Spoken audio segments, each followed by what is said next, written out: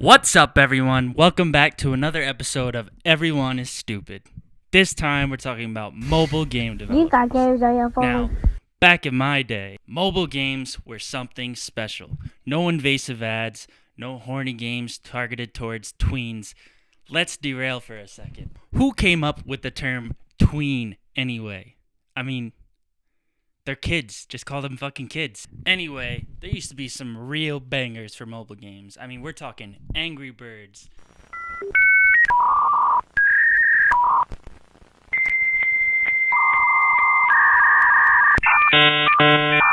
We're talking Angry Birds, Plants vs. Zombies, Temple Run, Draw Something, 2048. I mean, the list goes on. It goes on forever. There's a standard trend for mobile games. Let's look at my homemade Microsoft Paint graph that's based on no statistical data and strictly my opinion. According to the data, mobile games will skyrocket in popularity until the developers decide to stop making it fresh and enjoyable for people to play. Then it gets super boring and hits the fucking ground like the sky market. Like the stock market. Shit. Let's look at some newer mobile games so I can explain my gripe with them.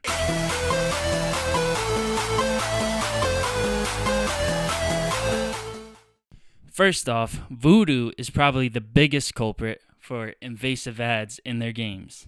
Not only that, they are popular for stealing game ideas from smaller indie game developers and just basically advertising the fuck out of it on social media so that it skyrockets in popularity, ultimately beating out the smaller indie developer who's just trying to make a quick buck making a cool game. So this is a game made by Voodoo. It's called Jump Dunk 3D. And I actually enjoy this game, to be honest with you.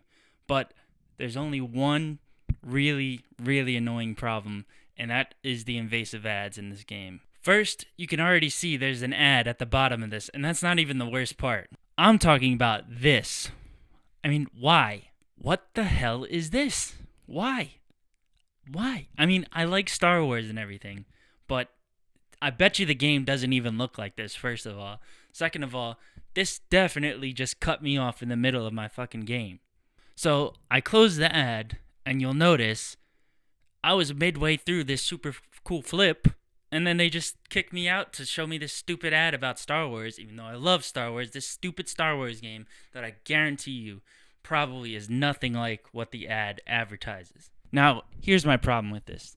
They're forcing you to watch this ad because ultimately I'm addicted to this game. So I want to keep playing, but they cut me off in the middle of my run. So now I want to watch this stupid ad and close it, and then I'm going to continue playing.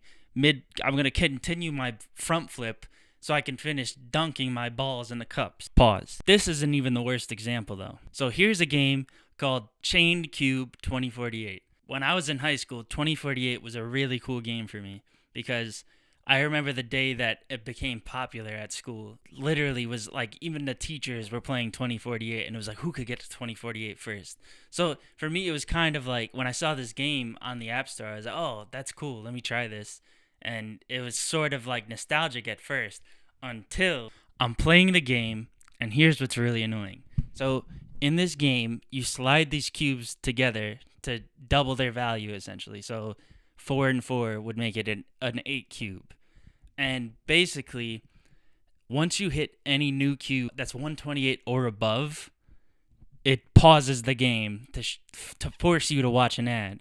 The most annoying part is they try to make it seem like they're not trying to force an ad down your throat by offering, do you want to watch an ad to double the stupid power-up that you don't even want? And you know what? I don't use power-ups because I'm not a cheater.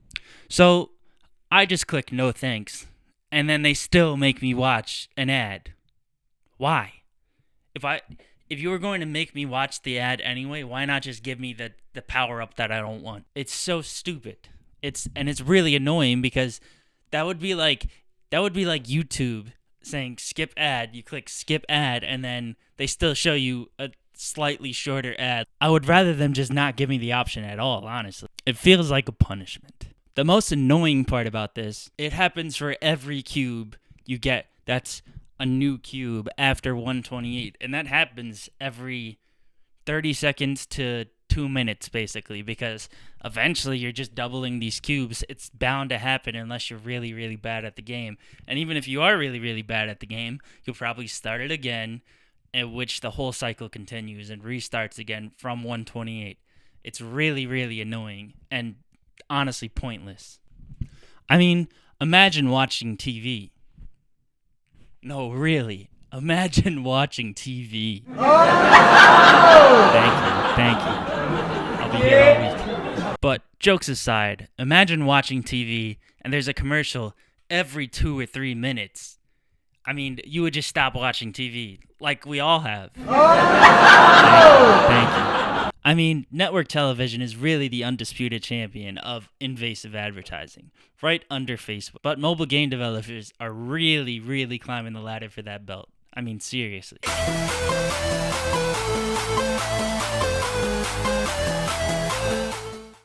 So, I saw this game called Race Master in the App Store, and it has a cartoon girl with a bikini as the icon. But the name of the game is Race Master. So I figured, boys, you already know what I'm going to erase.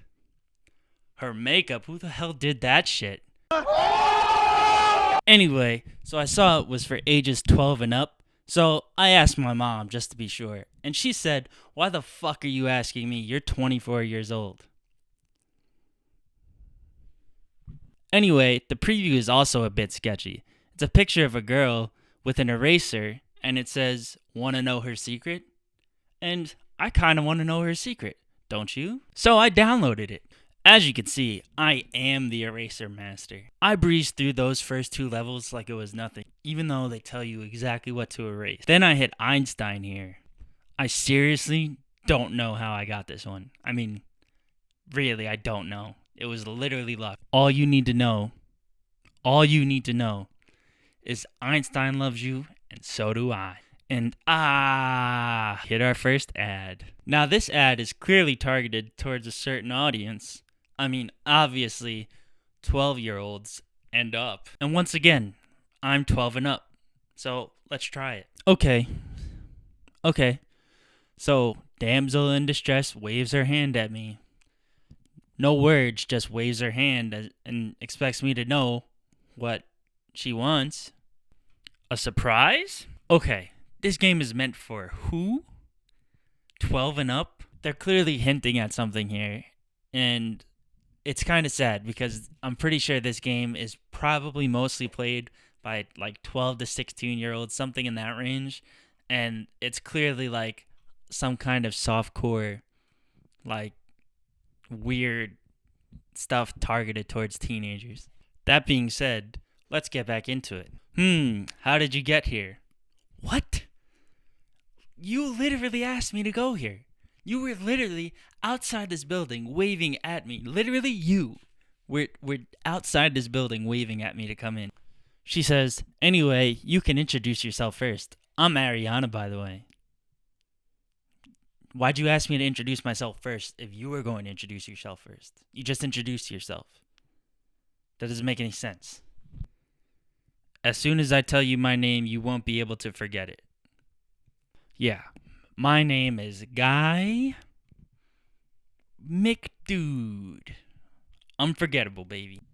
Anyway, after a slew of horny dialogue options that are clearly innuendo or sexual, I decided this game is really boring. And then I found out it's actually just a slot machine game that they want you to buy chances to talk to these girls.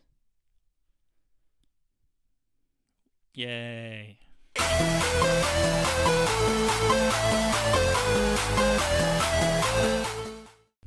The last gripe I have with mobile games is a growing trend of games that pretend to be multiplayer games when they're really just games that the developer made it seem like you're playing with real people.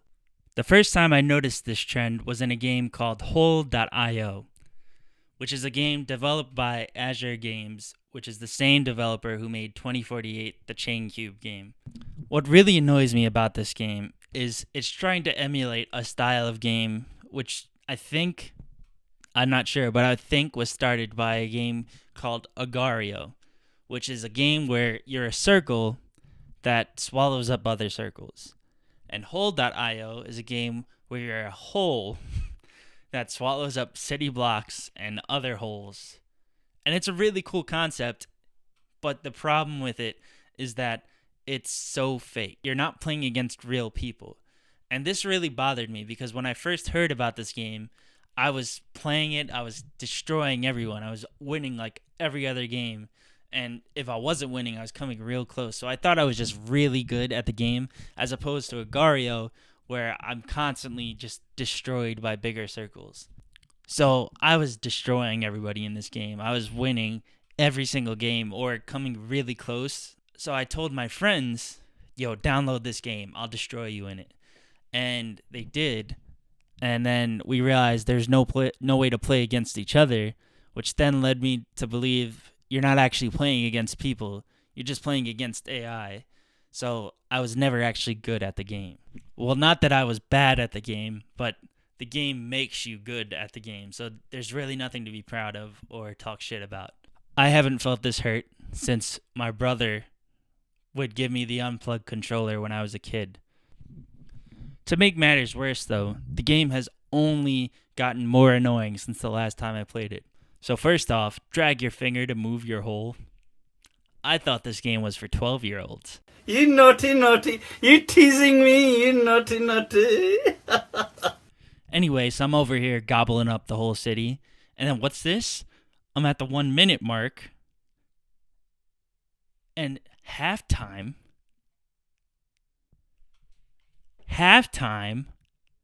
What the fuck is this? What is this? The Super Bowl? Is Doritos making a commercial on this game? No. It's Top War. What the hell? Why? Then here's my favorite part. I rightfully win the game. And they ask, do you want more time? Why would I want more time if I won? That would be like winning the Super Bowl and saying, you know what? Throw an extra 30 seconds on there. Let the other team have a chance. Why the fuck would I do that? So to me, that just shows that the whole point of asking if you want extra time is because they want you to watch an ad to add 30 seconds. And regardless, at the end of the game, you still have to watch an ad anyway if you want to play again. So there's really no point. And they ask this whether you win or not. So to me, it's like they're so lazy they don't even want to program in you won when you actually won the game. It's literally just, please watch an ad. We need money. And of course, the final ad is Top War. Again, I, no shit, got this ad 5 times while playing this game. 5 times. I mean, at least mix them up. You know what I mean? I'm not opposed to developers of mobile games getting paid for their work. I understand why ads are on games, and I think that's fine. My problem is when it's invasive, and especially when it's these mobile game titans that pump out games every month. And they're usually really crappy versions of games that they put minimal amount of work in to make it work. And most of the time there's bugs, glitches, and it doesn't even work the way it's intended to work. The reason this really bothers me is because I feel like mobile games used to be really special, especially when I was in high school. I remember there were days when the new popular mobile game would come out, like Temple Run or 2048 or Draw Something. To me, it was just special because it was like the camaraderie of anyone being able to play that game. I hope in the future developers will take note from Among Us and Agario and games like that, and hopefully develop their games in a way that ads aren't invasive and they're targeted towards everyone, so everyone can enjoy the games, because I think that's the beauty of mobile games. Anyone can enjoy them as long as they have a phone. And that's all. Thank you.